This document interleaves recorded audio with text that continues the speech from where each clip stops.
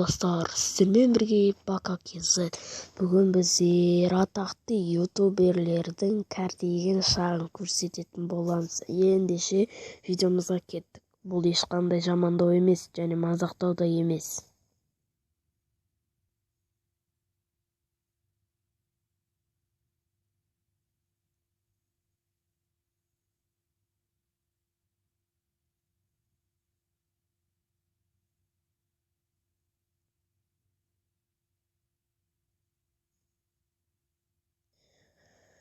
Сонымен біз видеомызды аяқтаймыз. Тағы да қайталап айтамын, бұл ешқандай мазақтау емес және жамандау да емес, достар.